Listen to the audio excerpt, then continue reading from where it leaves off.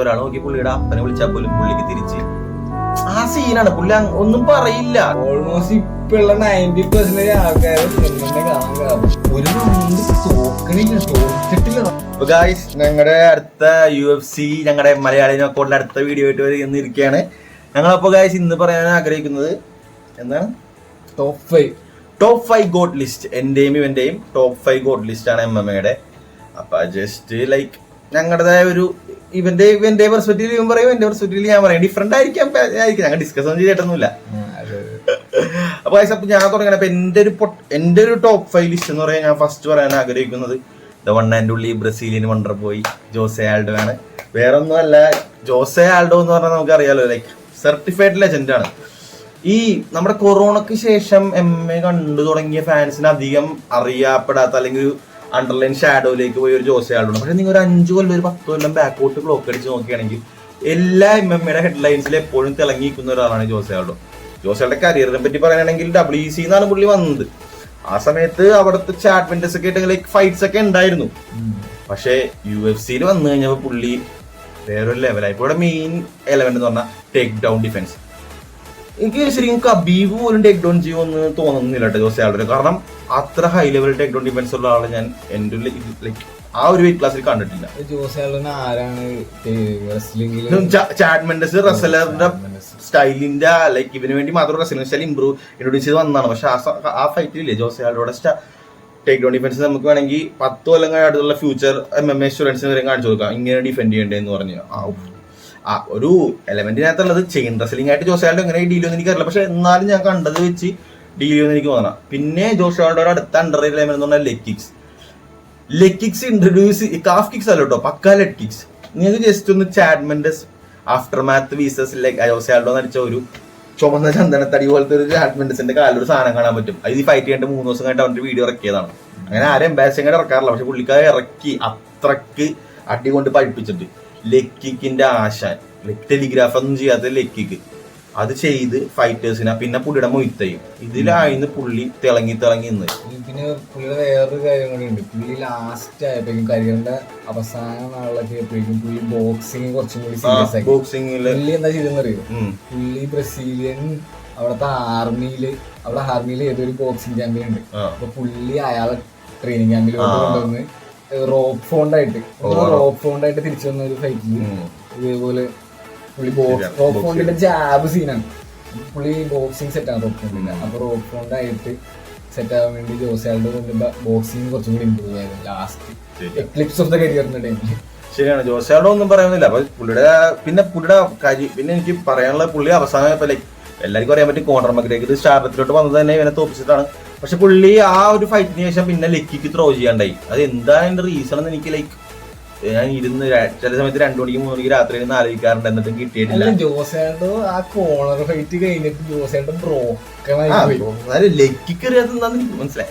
Broken ആകുമ്പോ ആൾക്കാരുടെ ability പറയും, പക്ഷെ ലെക്കിക്ക് ജോസെ ആൽഡോ കൊടുത്ത അധികം കോൺട്രവേഴ്സി ഉണ്ട്, അത് ഞാൻ പറയുന്നില്ല. എനിക്കത് ഇപ്പൊ നമുക്ക് സെപ്പറേറ്റ് വീഡിയോ ആയിട്ട് നമുക്ക് ഒരു എറേനെ പറ്റി ചെയ്യാവുന്നതാണ്. പിന്നെ ഗായ്സ് അടുത്ത എന്റെ 4th ലിസ്റ്റില് ഞാൻ പറയുകയാണെങ്കിൽ the one and only the most underrated superstar of all time the mighty DJ mouse Johnson MJ. അപ്പോ DJനെ പറ്റി പറയുകയാണെങ്കിൽ ഫ്ലൈ വേജിൽ ഒരു കിങ് അല്ലെങ്കിൽ എംബർ വേറെ ആരും ഇല്ല കമ്പയർ ചെയ്യാനായിട്ട്. എംബറാണ്. ഒന്ന് ആലോചിച്ച് നോക്കി ജയിച്ചിട്ട് തോപ്പിക്കാൻ ആരുമില്ല. അങ്ങനെ വന്നോന്ന് ആ ഡിവിഷന്റെ വില പറഞ്ഞു പോയി. അങ്ങനത്തെ ഒരു ഡിവിഷൻ എന്ന് പറയാലോ. വേറെ ഒന്നല്ല ഗൈസ്, ദ മോസ്റ്റ് കംപ്ലീറ്റ് നിങ്ങൾക്ക് അറിയാൻ വേണ്ടി ജോറോഗനൊക്കെ പറയേണ്ട കാര്യമില്ല, എന്നാലും മോസ്റ്റ് കംപ്ലീറ്റ് ഫൈറ്റർ എന്നൊക്കെ പറയാം. കാരണം റെസ്ലിംഗ് ഉണ്ട്, ഗ്രാപ്ലിംഗ് ഉണ്ട്, സ്ട്രൈക്കിംഗ് ഉണ്ട്, ലൈക്ക് എന്താ പറയാ. പിന്നെ ഫൈറ്റ് IQ നിങ്ങൾ ജസ്റ്റ് മൈറ്റി മൗസിനെ അറിയണമെങ്കിൽ ജസ്റ്റ് മൈറ്റി മൗസ് ഫ്ലൈയിങ് ആംബാർന്ന് പോയി യൂട്യൂബിൽ അടിച്ചാൽ മതി. ആ ഒരു സെക്കൻഡിലാണ് പുള്ളി ഇങ്ങനെ ഇന്നൊരു അപ്പോണന്റിനെ പൊക്കത്തോട്ട് എടുത്ത് അടിയിലോട്ട് വന്ന വഴി ലെഗ് ക്രോസ് ചെയ്ത് ആംബാർ ട്രാൻസിഷൻ ചെയ്ത് ലോക്ക് ചെയ്ത് പിടിച്ച് അത് റേബോങ് നല്ലോണം രീതിയിൽ ഡിഫെൻഡ് ചെയ്യാൻ നോക്കി. എന്നിട്ടും പുള്ളി ബോഡി ആ കേജിന്റെ ടൈറ്റ് സ്പേസിൽ അഡ്ജസ്റ്റ് ചെയ്ത് ലോക്ക് ചെയ്ത് അതൊരു ജസ്റ്റ് തിങ് ഓഫ് ബ്യൂട്ടി ആണ്. നിങ്ങൾ ഒന്ന് കണ്ടു നോക്കണം. ജസ്റ്റ് DJ ആംബാർ ഫ്ലൈ വെയിറ്റ് എന്ന് അടിച്ചാൽ മതി, വെറുതെ യൂട്യൂബിൽ പോയിട്ട് സാധനം വന്നോളൂ. അത് പിന്നെ പുള്ളിയുടെ ഫൈറ്റിംഗ് സ്റ്റൈൽ ഇതൊക്കെ തന്നെ എല്ലാ ഓൾറൗണ്ടർ ആയതുകൊണ്ട് എനിക്ക് ഇങ്ങനെ എടുത്ത് പറയാൻ പറ്റുള്ള പുള്ളിക്ക് എല്ലാം ഉണ്ട്. കാരണം ഒരാളെ വേറിൽ നിന്ന് എറിഞ്ഞ് ആമ്പാർ ട്രാൻസ്ലേഷൻ ചെയ്യണമെങ്കിൽ അയാളുടെ ജുജുത്സു ലെവൽ എന്തായിരിക്കും എന്ന് നിങ്ങൾക്ക് എല്ലാവർക്കും അറിയാൻ പറ്റും. അല്ല ഈ ഡിജെയുടെ ഈ അടുത്ത് ഡിജെ ഒരു ജുജുത്സു ടൂർണമെന്റ് പോയിട്ട് ഒരു സാധനം കണ്ടായിരുന്നു. 260 പൗണ്ട് മിത്തും ബ്രേക്ക് ചെയ്ത് ബ്രാഡ്ലി മാർട്ടിന്റെ ഒരു 290 പൗണ്ട് ആളിഞ്ഞ ഒരു 150 പൗണ്ടുള്ള ഡിജെ തോപ്പിച്ച ജുജുത്സു ടൂർണമെന്റ്. അത് യൂട്യൂബിൽ നോക്കിയാൽ കാണാൻ പറ്റും. Size doesn't matter when skills are not same. അത് അത്രേ ഉള്ളൂ ഗൈസ്. അപ്പൊ പിന്നെ ഡീജിനെ പറ്റി നമുക്കൊരു വീഡിയോ ഫ്യൂച്ചർ ഇറക്കണം കേട്ടോ, ഒരു ഡീജിറ്റലായിട്ട്. കാരണം അല്ലെങ്കിൽ നമ്മൊരു ചതി പറയാനുണ്ടല്ലോ അത്ര. പിന്നെ തേർഡ് ഞാൻ പറയാമെന്നുള്ളത് ദ ലാസ്റ്റ് എംപറർ ഫെഡോർ എമിലിയനെങ്കോ. എമിലിയനെങ്കോ എന്ന് പറയുമ്പോൾ നമുക്ക് ലൈക്ക് റിവൈൻഡ് ചെയ്ത് ഒരു 2002 പോകണം. ഞാൻ ആ സമയത്തൊന്നും കണ്ടിട്ടില്ല, എന്നാലും കുറെ ഡോക്യുമെന്ററീസിലോട്ടുള്ള അറിവിലോട്ടേ കാരണം ഫെഡോർ വന്നപ്പോ ലൈക്ക് 2010 കഴിഞ്ഞപ്പോ തന്നെ ഒന്ന് താഴ്ന്ന് പിന്നെ ബെലറ്റോറിലോട്ടൊക്കെ പോയി തോൽവി അങ്ങനെയൊക്കെ വന്ന് അത് നോക്കണ്ട. 2002 തുടങ്ങിയുള്ള ഒരു ഡോമിനൻസ് പ്രൈം ഏജ് എടുക്കുകയാണെങ്കിൽ ഇപ്പൊ പ്രൈം ടൈസൺ ബോക്സിംഗിൽ എപ്പോഴും പറയാറുള്ള പോലെ പ്രൈം ഫെഡോർ എന്ന് പറഞ്ഞ ആളുണ്ട്, ഫെഡോർ എമിലിയനെങ്കോ. പ്രൈഡിൽ പോയിട്ട് സാംബോ ചാമ്പ്യൻ ആണ് പുള്ളി.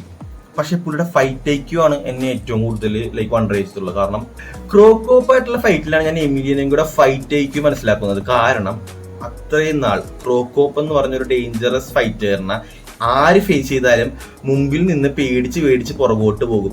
ഒരാൾ പോലും ചിന്തിച്ചില്ല ഇങ്ങനെ ചെയ്യുന്ന ഒരു ഫൈറ്ററെ പ്രഷർ ചെയ്താൽ ക്രോക്കോപ്പ് എങ്ങനെ റിയാക്ട് ചെയ്യുമെന്ന്. ലൈഫിൽ ആദ്യമായിട്ട് ക്രോക്കോപ്പിനെ പ്രഷർ ചെയ്ത് ഫൈറ്റ് ചെയ്ത ഒരാളാണ് ഫെഡോർ എമിലിയനെങ്കോ. അയാളുടെ കിക്കിനെ പേടിക്കാണ്ട് പ്രഷർ ചെയ്തപ്പോൾ നമ്മുടെ എമിലിയനെങ്കോ നോക്കുമ്പോൾ കിക്ക് ചെയ്യാൻ സ്പേസ് ഇല്ല. കിക്ക് ചെയ്യാൻ പോകും, പുള്ളി അടുത്ത് ടേക്ക് ഡൗൺ ചെയ്യാൻ പറ്റും. കിക്ക് ചെയ്യാൻ പോകും, പുള്ളി അടുത്ത് വരും, ഡിസ്റ്റൻസ് ക്ലോസ് ചെയ്യും, ടേക്ക് ഡൗൺ ചെയ്യാൻ പറ്റും. അത്രയും അപ്പൊ ഇത് നിങ്ങൾ ആലോചിക്കണം, ഇന്നൊരു ഫൈറ്ററിന്റെ ഫൈറ്റ് ഐക്യു വെച്ച് ഇത് കണ്ടുപിടിക്കാൻ പറ്റും. പക്ഷെ പണ്ട് ഫുട്ബോളിൽ പെലെയൊക്കെ അന്ന് ചെയ്ത പോലെ ഇതൊക്കെ അന്ന് ചെയ്യുന്ന ഒരാളുടെ ഇമ്പോർട്ടൻസ് ആണ് നമ്മൾ മനസ്സിലാക്കേണ്ടത്. അന്ന് ഇങ്ങനെ ഒരു ഗെയിം പ്ലാൻ പേടിയില്ലാണ്ട് ഫെഡറല് അത് നിങ്ങൾ ആലോചിച്ച് നോക്കണം. ഈ മാച്ചിന് തൊട്ട് മുമ്പത്തെ മാച്ച് എമിലിയനെങ്കോയുടെ ബ്രദറിനെ മിർക്കോ ക്രോബ് KO ചെയ്താണ്. പുള്ളിയുടെ മുമ്പിൽ നിന്ന് KO ചെയ്തിട്ട് പുള്ളി റോക്കിയുടെ സിനിമ പോലെ ഇങ്ങനെ എടുത്ത് ഇങ്ങനെ നോക്കിയെന്നാണ്.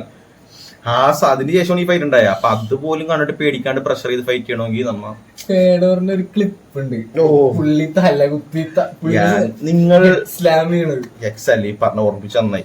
നിങ്ങൾ ജസ്റ്റ് ഒന്ന് യൂട്യൂബിൽ എടുത്തിട്ട് ഫെഡോർ എമിലിയനെങ്കോ വീസസ് കെവിൽ റാൻഡിൽമാൻ ഒന്ന് അടിച്ചു നോക്കുക. അപ്പൊ നിങ്ങൾക്ക് ശരിക്കും പറഞ്ഞാൽ ബിലീവ് ചെയ്യാനൊന്നും പറ്റില്ല എങ്ങനെ ഒരാൾ ഇങ്ങനെ ഒരു സംഭവത്തിലൂടെ പോയിട്ട് സർവൈവ് ചെയ്തേന്ന്. അതൊന്ന് കണ്ടു നോക്കുക, ഒന്നും പറയുന്നില്ല, അതൊന്ന് നിങ്ങൾ ഒന്ന് കണ്ടു നോക്ക്. അപ്പൊ തന്നെ മനസ്സിലാവും എന്തുകൊണ്ടാണ് അയാൾ തേർഡിൽ ഉൾപ്പെടുത്തിയത്. അത് ആ തലകുത്തി വീണിട്ട് അത് ഒരു നമ്മുടെ കെവിൻ റാൻഡിൽമാൻ ഫെഡോറിന്റെ പൊക്കത്തായിരുന്നു, സൈഡ് മൗണ്ട് എന്തോ ആയിരുന്നു. എന്നിട്ട് ഫെഡോർ റിവേഴ്സ് ചെയ്തിട്ട് കിമൂറ വെച്ച് സബ്മിറ്റ് ചെയ്തു. അത് സാംബോ ചാമ്പ്യൻ ഒന്നും പറയണ്ടല്ലോ, സാംബോ ലെവൽസ് ഗൈസ്. അപ്പൊ ഗൈസ് എന്റെ second list obviously the chocolate boy Georges സെന്റ് റഷ്പിയർ. അപ്പൊ ജോർജ് സെന്റ് പിയർ എന്ന് പറഞ്ഞാൽ ഒരു 2005 ആ ടൈമൊക്കെ തുടങ്ങി 2013 വരെയും UFC അടക്കി ഭരിച്ച ഒരാളാണ്. ഒരു ട്രാഷ് ടോക്ക് ഇല്ലാണ്ട് ആദ്യമായിട്ട് സൂപ്പർ സ്റ്റാർ ആയ ഒരാളാണ്. ട്രാഷ് ടോക്ക് ഇല്ലെന്ന് വെച്ചാൽ പുള്ളിക്ക് റെസ്പെക്ട് മാത്രം അറിയാൻ പാടുള്ളൂ. ഇപ്പൊ ഒരാൾ നോക്കി പുള്ളിയുടെ അപ്പനെ വിളിച്ചാൽ പോലും പുള്ളിക്ക് തിരിച്ച് ആ സീനാണ്. പുള്ളി ഒന്നും പറയില്ല, താങ്ക് യു എന്ന് പറഞ്ഞിട്ട് അങ്ങോട്ട് പോകും. അങ്ങനത്തെ ഒരു ക്യാരക്ടറാണ്. പക്ഷെ കേജിൽ കയറിയ പുള്ളി വേറെ ആളാണ്. പുള്ളി ഒരു ഗെയിം പ്ലേ ഇപ്പൊ ഫാൻസിന്റെ എന്റെ ഫൈറ്റ് സ്റ്റൈലി ഫാൻസ് ഇങ്ങനെ റിസീവ് ചെയ്തോട്ടെ, I will do what ever I want എന്ന് പറഞ്ഞ് ഫൈറ്റ് ചെയ്ത ഒരാളാണ്. പുള്ളി നല്ല പക്കാ ബോറിംഗ് ആയിരുന്നു. പക്ഷേ ബൈ ടൈം വിത്തിൻ ടൈം ഫാൻസിന്റെ കയ്യിലടക്കി പുള്ളിയുടെ റെസ്ലിംഗ് സ്റ്റൈൽ. ഒരു ജന്മന റെസ്ലർ അല്ലാണ്ട് പോലും ഹയസ്റ്റ് ലെവൽ റെസ്ലേഴ്സിനെ ടേക്ക് ഡൗൺ ചെയ്ത ഒരാളാണ് GSP. അത് എങ്ങനെയാണെന്ന് ശരിക്കും പറഞ്ഞ മിത്താണ്. കാരണം നോർമലി 20 വയസ്സ് തുടങ്ങിയ ഒരാളുടെ റെസ്ലിംഗ് ചേർന്ന് കഴിഞ്ഞാൽ അയാള് റെസ്ലിംഗ് ബേസിലൊന്നും ആവാൻ പോണില്ല. പക്ഷെ ആ സമയത്ത് GSPയുടെ കൊണ്ടുണ്ടായിരുന്ന ഹയസ്റ്റ് ലെവൽ റെസ്ലേഴ്സിനെ വരെയും ചുമ്മാ കരാട്ടെ ബ്ലിക്സ് ടേക്ക് ഡൗണിന് വേണ്ടി ഉപയോഗിച്ച്. എന്നുവെച്ചാൽ GSPയുടെ ബാക്ക്ഗ്രൗണ്ട് എന്ന് പറഞ്ഞാൽ കരാട്ടയാണ്. പക്ഷെ ആ കരാട്ടെ ബ്ലിക്സ് ടേക്ക് ഡൗണിന് വേണ്ടി ഉപയോഗിച്ച് ഇത് രണ്ടും കൂടി കമ്പൈൻ ചെയ്ത് ടേക്ക് ഡൗൺ ഉപയോഗിച്ച ആദ്യത്തെ സ്റ്റാർ ആണ് GSP. പിന്നെ വേറൊരു കാര്യം കൂടി GSPയുടെ കരിയറിൽ നടന്നു. പുള്ളിക്ക് ഉണ്ടായിരുന്ന കോച്ചസ്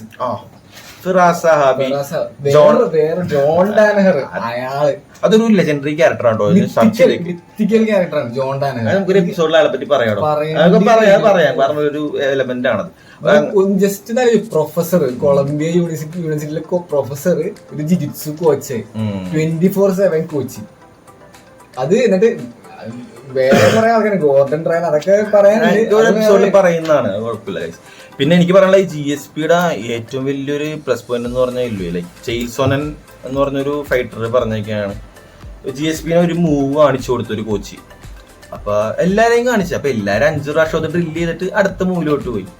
അപ്പൊ പ്രാക്ടീസ് സെക്ഷൻ കഴിഞ്ഞ് ചെയിൽസോനൻ ഡ്രസ്സൊക്കെ ചെയ്ത് നോക്കിയപ്പോ GSP കോച്ച് ഫസ്റ്റ് കാണിച്ച ആ സാധനം അപ്പോഴും ഇപ്പോഴും ഡ്രില്ല് ചെയ്തുകൊണ്ടിരിക്കണേ 3 മണിക്കൂറായിട്ടും.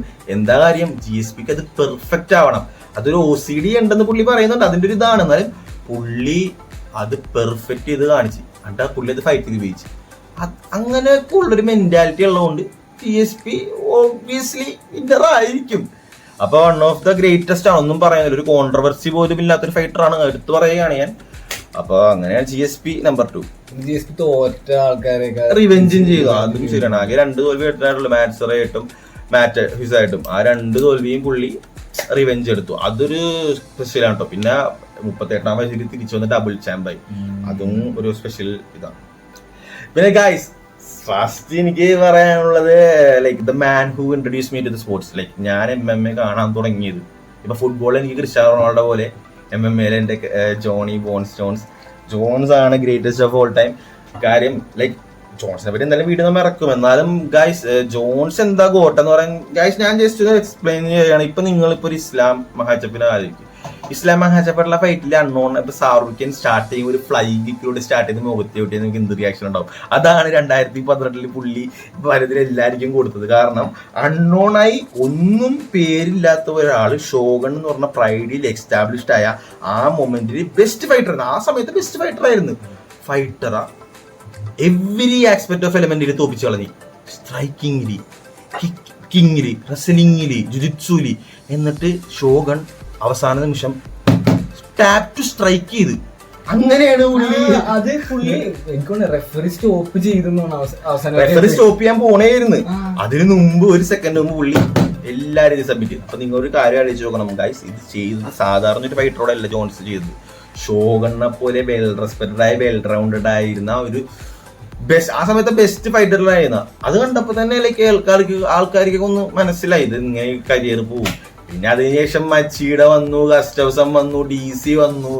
അങ്ങനെ ആൾക്കാർ വന്നു ഇങ്ങനെ കുറച്ച് റിയാസ്, തിയാഗോ സ്മിത്ത് വന്ന് അവസാനം 3 ജനറേഷനുള്ള ആൾക്കാരെ തോപ്പിച്ചൊരു ഫൈറ്ററാണ് ഗൈസ്. ശരിക്കും നിങ്ങൾ വേറെ കാരണമൊന്നും വേണ്ട ജോൺസ് കോട്ടാന്ന് പറയാൻ ഗൈസ്. 3 ജനറേഷൻ എന്ന് പറയുകയാണെങ്കിൽ നിങ്ങൾ ഫസ്റ്റ് 2002 ഇറയില് അവിടെ നിന്നുണ്ടായിരുന്ന OGs വന്ന ഷോഗണിലെറ, ഇവിടെ ജോൺസിന്റെ പോലത്തെ ഇറയിലുണ്ടായിരുന്ന DC, ഗസ്റ്റവ്സൺ, പിന്നെ പുതിയ ബ്രീഡ് ഓഫ് ഹെവിയേറ്റ്സ് എന്ന് പറഞ്ഞ ഗെയിൻ. അങ്ങനെ 3 ജനറേഷൻ ഓഫ് ഫൈറ്റേഴ്സിനെ തോപ്പിച്ച വൺ ആൻഡ് ഓൺലി ഫൈറ്ററാണ് ജോൺസ്. അപ്പൊ അതുകൊണ്ട് Jones is the greatest of all time for me. And തിരിച്ചു വരുന്നതായിരിക്കും സ്റ്റീഫനെ തോപ്പിക്കുന്നതായിരിക്കും, ആസ്പിനാനെ തോപ്പിക്കുന്ന പ്രഡിക്ഷൻ. അപ്പൊ ഞാൻ ഇത്രയും പറഞ്ഞുകൊണ്ട് എന്റെ ലിസ്റ്റ് എന്ത് ചെയ്യുകയാണെങ്കിൽ ഇപ്പൊ ഇവന്റ് ലിസ്റ്റിലോട്ട് നമുക്ക് പോവാൻ കഴിയും. ഞാൻ എക്സൈറ്റഡ് ആണ്, കാരണം എനിക്ക് അറിയില്ല എന്റെ ലിസ്റ്റ് എന്താണ്. എന്റെ ലിസ്റ്റിൽ ചെറിയൊരു പ്രശ്നമുണ്ട് എന്ന് പറഞ്ഞു കഴിഞ്ഞാൽ ഈ കണ്ട ഡ്രഗ് പിടിച്ച ആൾക്കാരെയൊന്നും ഇങ്ങനെ മറ്റേ എക്സ്ട്രാ പവറിന് വേണ്ടി യൂസ് ചെയ്ത ആൾക്കാർ. അത് ഞാൻ പറയട്ടെ, ഇപ്പൊ എക്സ്ട്രാ പവറിന് വേണ്ടി യൂസ് ചെയ്ത ആൾക്കാരെന്ന് താങ്കൾ പറഞ്ഞു. പക്ഷെ ഒരു കാര്യമുണ്ട്, ഈ ജോൺസ് മാത്രമാണ് ഈ കേസ് തെളിയിച്ച. അത് നമുക്കൊരു സെപ്പറേറ്റ് വീഡിയോ ഞാൻ പറയാൻ കഴിച്ചു. ഞാൻ കുഴപ്പമില്ല, പറഞ്ഞോളൂ കൂട്ടുകാരെ. അപ്പൊ എന്റെ ലിസ്റ്റിൽ പറഞ്ഞ ജോൺസ് ഇല്ല. ആൾക്കാർ പറയുന്ന പോലെ സിൽവയൊക്കെ പല ആൾക്കാരും പറയുന്ന സിൽവനെ കുറെ പേര് കൊണ്ടു. പിന്നെ ഞാൻ എന്ത് ഉദ്ദേശിച്ചു, ഞാൻ റീസെന്റ് ആയിട്ടാണ് തുടങ്ങിയത്. ഞാനൊരു എനിക്കൊന്ന് ഞാൻ കോവിഡിന്റെ ആ ടൈമിലാണ് ഞാൻ കാണാൻ തുടങ്ങിയത്. അപ്പൊ ആ ഇത് പറയുമ്പോ ആ ഒരു ഇറ നോക്കുമ്പോ എന്റെ ടോപ്പ് 5 5th വരാൻ പോകുന്നത് ഇപ്പൊ ഈ ഇറയിലെ വെൽട്ടർ വെയിറ്റ് ഗോട്ട് കമാറു ഉസ്മാൻ എന്ന് പറയുമ്പോ ഈ റെസ്ലിംഗ് ഒരു ഒളിമ്പിക് ടീമിലുണ്ടായിരുന്ന USA ഒളിമ്പിക്സിൽ അമേരിക്കൻ ഒളിമ്പിക്സിൽ ഉണ്ടായിരുന്ന ഒരു റെസ്ലറാണ് കമാറു ഉസ്മാൻ.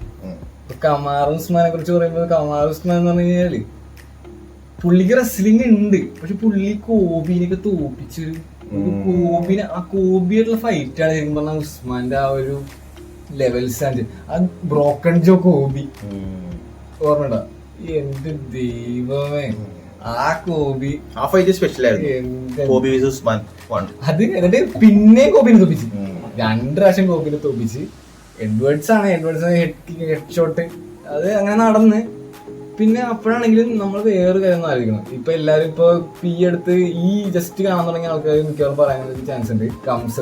കംസത്ത് ഉസ്മാൻ, അത് ശരിക്കും പറഞ്ഞ ഒരു ഗ്ലിച്ച് പോലത്തെ ഒരു ഫൈറ്റ് ആയിരുന്നു. അത് നടക്കേണ്ടി പോലും ഇരുന്നില്ലായിരുന്ന ഫൈറ്റ് ആയിരുന്നു. ഷോർട്ട് നോട്ടീസ് ഉസ്മാൻ എടുത്തത്. ആ ഫൈറ്റിലൊരു കാര്യം ശ്രദ്ധിക്കേണ്ടതുണ്ട്. തേർഡ് റൗണ്ട് എങ്ങനെയായിരുന്നു അതിന്റെ? തേർഡ് റൗണ്ട് ഉസ്മാൻ തിരിച്ച് വന്നോണ്ടിരിക്കണ കംസത്ത് ഫാനോടെയാണ് പറയുന്നത്. അപ്പൊ പിന്നെ ലിഗമെന്റ് ഇഞ്ചുറി ആയി കഴിഞ്ഞ ഒരാള് എങ്ങനെ ഫൈറ്റ് ചെയ്യണമെന്ന് എനിക്ക് അറിയില്ല ഗൈസ്. ലിഗമെന്റ് അതിന് മുമ്പ് 10-8 കൊടുത്താണ്. എന്നാലും ഉസ്മാനെ അക്സെപ്റ്റ് ചെയ്യുന്നു ഗൈസ്. ഉസ്മാനെ നമ്മള് ഞാൻ കണ്ട ലെഗില്ലാണ്ടാണ് ഫൈറ്റ് ചെയ്യണത്. സ്റ്റെയർസിന്റെ ബാക്കോട്ടാണ് പറഞ്ഞേക്ക് എങ്ങനെ പുള്ളി നടക്കുന്നത്. പുള്ളി സ്റ്റെയർ കയറുന്നത് തിരിഞ്ഞ് ബാക്കിൽ പുള്ളിയുടെ കാമുട്ട് പോയി കിടക്കണേ. ഇല്ല, ഫൈറ്റ് ചെയ്യണ ഒരാളാണ് ആക്ടിവിറ്റി ആലോചിക്കണം. അപ്പൊ പുള്ളി അത് എനിക്കൂടെ പബ്ലിക്കായിട്ട് പറഞ്ഞിട്ടുണ്ട്. പിന്നെ അത് ഭയങ്കര മണ്ടത്തരം പോയി ഞാൻ പറയുള്ളൂ. ഇപ്പൊ എല്ലാരും ടാർഗറ്റ് ചെയ്യാൻ ഞാൻ ഇപ്പൊ ഇനി എന്തായാലും ടാർഗറ്റഡ് ആകും. അപ്പൊ എന്റെ 5 എന്ന് പറഞ്ഞു കഴിഞ്ഞാൽ ഉസ്മാൻ. എന്റെ ഫോർത്ത് എന്ന് പറഞ്ഞു കഴിഞ്ഞാൽ ചിലവരൊക്കെ ഗോട്ടാണെന്നൊക്കെ പറയാനുണ്ട് പുള്ളിനെ. Khabib the Eagle Nurmagomedov. ഇപ്പൊ വേണമെങ്കിൽ ഒരു കാര്യം പറയാം. കബീബിന് ഇപ്പൊ ആർക്കും കാണാൻ പറ്റില്ലല്ലോ. കബീബ് റിട്ടയർ ചെയ്തില്ലേ? 29 എന്നൊക്കെ പറഞ്ഞ റെക്കോർഡ് ഇത് ഒരിക്കലും നടക്കൂല. 29 ചോര വരാത്തത് അത് നമ്മൾ പഠനം നടത്തണേ ഇതിനെപ്പറ്റി. കാരണം നമ്മളെ ഒരു ഫൈറ്റ് കാർഡില് ആൾക്കാരൊക്കെ പോണ കാണാം. ഇത് 29 ഫൈറ്റ്. പിന്നെ ചിലവര് പറയും ഫസ്റ്റത്തെ ഹാഫ് ഓഫ് കരിയർ സെലക്ഷൻ. യുഎഫ്സിയില് ചലഞ്ച് എന്നൊക്കെ പറഞ്ഞു കഴിഞ്ഞാൽ എനിക്ക് തോന്നുന്നേ ഒരു ഫൈറ്റ് ഗ്ലീസൺ ടു ബോ ആ ഫൈറ്റ് കോൺട്രവേഴ്സ്യൽ ആയിരുന്നു. പക്ഷെ അതല്ല, അത് പക്ഷെ ഒരു കാരണം ഉണ്ട് അതിന്. ഗ്ലെൻസൺ ദിബാവ് ആ ഫൈറ്റിന് മുമ്പ് പോപ്പായി ചൂസ് ചെയ്ത് കബീബിന്റെ ഫസ്റ്റ് ഫൈറ്റ് ആയിരുന്നു യുഎഫ്സിയിൽ. അപ്പൊ അത് കുറച്ച് നമുക്ക് സ്ലാക്ക് കട്ട് ചെയ്ത് കൊടുക്കാവുന്നതാണ് കബീബിന്. കബീബ് എല്ലാവരും പറഞ്ഞ പോലെ ഏർലി റിട്ടയർമെന്റ് ആയി പോയി. പക്ഷെ എന്നാലും ഒരു റൗണ്ട് തോറ്റിട്ടില്ല. റൗണ്ട് പറയണമെങ്കിൽ ഈ ഗ്ലീസൺ ടുബോന്റെ ഒപ്പം റൗണ്ട് ചിലപ്പോൾ തോറ്റുണ്ടാവും, കോർണറിന്റെ ഒപ്പം ഒരു റൗണ്ട് തോറ്റിട്ടുണ്ടാവും. അല്ലാണ്ട് ജസ്റ്റിൻ ഗീച്ചിനൊക്കെ എന്താ ചെയ്ത് മറ്റേ കൊച്ചിനായിട്ട് മറ്റേ തൊട്ടിലാട്ട് ആടുന്ന പോലെയാണ് കെട്ടിപ്പിടിച്ചിട്ട്. അതും പുള്ളിയുടെ ഇഷ്ടത്തിൽ. പുള്ളി അതെന്ന് പറഞ്ഞൊരു സീനുണ്ട്. പുള്ളി കൈ ആമ്പാറ് ചെയ്യാൻ പോയപ്പോഴേക്കും മറ്റേ വീട്ടുകാരൊക്കെ ഉണ്ടെന്ന് ജസ്റ്റിൻ ഗീച്ചിനെ. അപ്പൊ പുള്ളി ആമ്പാറ് മാറ്റി ട്രയാങ്കിൾ ആക്കി. കാരണം പെയിൻ എടുക്കണ്ട ചോക്കിയത്. പിന്നെ കബീബിന്റെ ചിഹ്നം എൻഡുറൻസ് ഒന്നും പറയാനല്ലോ കേട്ടോ. പാകിസ്ഥാനി ഇപ്പൊ എനിക്ക് തോന്നുന്നു ഇപ്പൊ എല്ലാവർക്കും കബീബിന്റെ ഒരു ഇത് കാണണമെങ്കിൽ എനിക്ക് തോന്നുന്നു ഇസ്ലാമിനെ നോക്കിയാൽ മതിയാവും. ഇസ്ലാമിന്റെ ഫൈറ്റിംഗ് സ്റ്റൈല് ആ റെസ്ലിംഗ് കുറച്ചുകൂടെ ഡോമിനന്റ് ആണെന്ന് പറയണമെങ്കിൽ ഇസ്ലാമായിട്ട് കമ്പയർ ചെയ്താൽ മനസ്സിലാവും കബീബ് എന്തുകൊണ്ട് ബെറ്റർ ആണ് അതിനുള്ളത്. പിന്നെ സെക്കൻഡ് എനിക്ക് പറയാനുള്ള ആള് ചിലവർക്കൊക്കെ ഡൈജസ്റ്റ് ചെയ്യാൻ ബുദ്ധിമുട്ടായിരിക്കും. പക്ഷെ ഞാൻ കണ്ട യുഎഫ്സിയില് ഞാൻ കണ്ട MMA-ല് എനിക്ക് സെക്കൻഡ് അല്ലല്ല എന്റെ തേർഡ് ചാൾസ് ഒലിവേറ എന്ന് പറഞ്ഞു കഴിഞ്ഞാൽ ഈ യുഎഫ്സിയിലെ ഏറ്റവും കൂടുതൽ സബ്മിഷൻ ഉള്ള ആള്. പുള്ളിയുടെ ട്രാൻസിഷൻസ് ഒക്കെ പുള്ളി മറ്റേ ജസ്റ്റിൻ ഗേജിനെ ഡ്രോപ്പ് ചെയ്തിട്ട് പുള്ളി മറ്റേ ആനക്കൊണ്ടൊക്കെ തിരിഞ്ഞു പിടിക്കുന്ന പോലെ പിടുത്തുകൊണ്ടായിരുന്നു ജസ്റ്റിൻ ഗേജിനെ. അതുപോലെ എനിക്കൊന്ന് ഈ കോൺട്രവേഴ്സി ചാൾസിനെ തോപ്പിച്ചതാരാണ്? ഇസ്ലാം. പിന്നെ റസ്യൂമിൽ ആദ്യമൊക്കെ തോപ്പിച്ചിട്ടുണ്ട്. But still ഡസ്റ്റിനെ തോപ്പിച്ചു, ചാൾസിനെ തോപ്പിച്ചു. നടത്തിയ ഏറ്റവും ബെസ്റ്റ് ഫൈറ്റർ എല്ലാവരും ക്വിറ്ററാണെന്ന് പറഞ്ഞ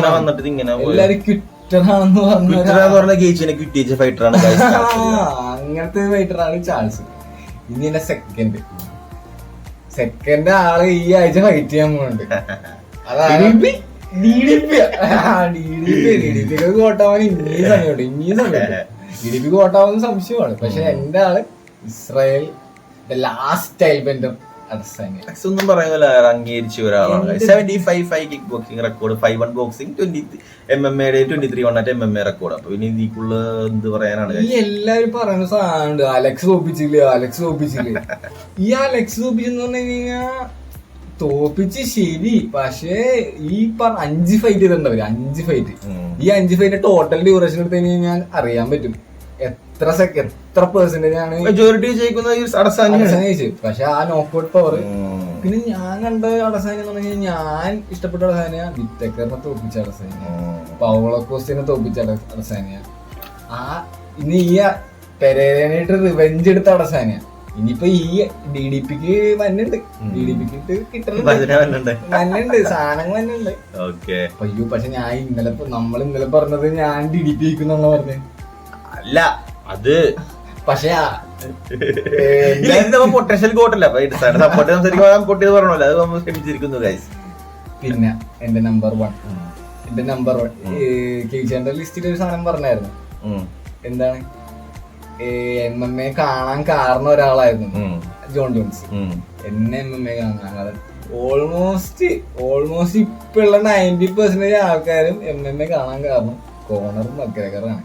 കോണർ മക്ഗ്രഗർ എന്ന ആള് ഫൈറ്റ് ഞാൻ കൂട്ടി ഉദ്ദേശിച്ചത് UFC MMA കൂട്ടുന്ന ഉദ്ദേശിച്ചത് സ്പോർട്സിന് വേണ്ടി എന്ത് ചെയ്തെന്നുള്ള രീതിയിലേക്ക് എന്റർടൈൻമെന്റ് എന്ന് പറഞ്ഞു കഴിഞ്ഞാൽ ഒരു വാല്യൂ, ആ വാല്യൂ ഒരു പാക്കേജ് ആണ് കോണർ. പാക്കേജ് എന്ന് പറഞ്ഞു കഴിഞ്ഞാൽ ഒരു ഫൈറ്റിംഗ് ഉണ്ട്, ട്രാഷ് ടോക്ക് ഉണ്ട്, പ്രൊമോട്ടൊക്കെ ചെയ്യണ ഒരു രീതി എന്നൊക്കെ പറഞ്ഞതല്ല, അൺഹേർഡ് ആണ്. അങ്ങനത്തെ ഒരു രീതിയിൽ പ്രൊമോട്ട് ആരും ചെയ്തിട്ടില്ല. ഇന്ന് എല്ലാവരും കോണറിനെ പോലെ ആവാനാ നോക്കണത്. ഷോണോമാരി, ടിപ്പുടപ്പൂരി എല്ലാവരും കോണറിനെ പോലെ, എല്ലാവരും വാണബി കോണേഴ്സ് ആണ്. സംബന്ധിച്ച് ലൈക്ക് ഇൻട്രൊഡ്യൂസിങ് ലൈക്ക് UFC കാണണമെന്ന് നമ്മളിങ്ങനെ ആഗ്രഹിപ്പിച്ച് ലൈക്ക് ആൾക്കാരെ കൊണ്ട് കാണിച്ചപ്പോൾ ക്യാഷ്. ഇപ്പൊ നിങ്ങൾ റോട്ടിലോട്ട് പോയിട്ട് MMA UFC എന്ന് ആർക്കും അറിയാൻ പറ്റില്ല, പക്ഷെ കോണർ മക്ഗ്രഗറിന്റെ ഫോട്ടോ കാണിച്ചു കഴിഞ്ഞാൽ മിക്കവർക്കും അറിയാൻ പറ്റും. ടാറ്റുള്ള നെഞ്ചത്ത് ഇങ്ങനെ നടക്കണമെന്ന് പറഞ്ഞു. അതാണ് നമ്മുടെ മലയാളിയുടെ കോണർ മക്ഗ്രഗറിന്റെ ഇംപ്രഷൻ. അപ്പൊ അത് അത്ര പോപ്പുലർ ആവണമെങ്കിൽ എനിക്ക് കാരണം ഉണ്ടാവും. അപ്പൊ ആ കാരണം കൊണ്ട് എന്തായാലും അവനെ കൊടുക്കുന്നത് ഞാൻ യോജിക്കുന്നു. പിന്നെ സ്ലാക്ക് ഒന്നും അല്ല 145 പുള്ളിയുടെ റൈസ് എന്ന് പറഞ്ഞാൽ നമുക്ക് പറയാനല്ലോ, ലെഫ്റ്റ് ഹാൻഡിന്റെ പവർ. ആ ജോസേൽഡോന്റെ 14 സെക്കൻഡ് പിന്നെ മെന്റൽ ടോർച്ചറൊക്കെ എന്തായാലും ജോസേൽഡോ. അത് നമുക്ക് ജോസേൽഡോ ഒരു വീഡിയോ പിന്നെ എടുക്കാട്ടെ. ജോസേൽഡോ കുഴിയിൽ വീണ്, കോണർ പിടിച്ച കുഴിയിൽ വീണ് ജോസേൽഡോ വീഴ്ത്തി കോണർ എല്ലാ രീതിയിലും നേരത്തിട്ടോ രച്ച് കോണർ. എനിക്ക് കോണറിന്റെ ജോസേൽഡോ വീണ സമയത്ത് ജോസേൽഡോന്റെ കൈ ജസ്റ്റ് ഒന്ന് കോണറിന്റെ മൂക്കിലെ മൊത്തം കൊണ്ടായിരുന്നു. അപ്പൊ കോണറിന് മൊത്തിട്ട സീനുണ്ട്. അപ്പൊ ജോസേൽഡോ അത്രയും ജോസേൽഡോ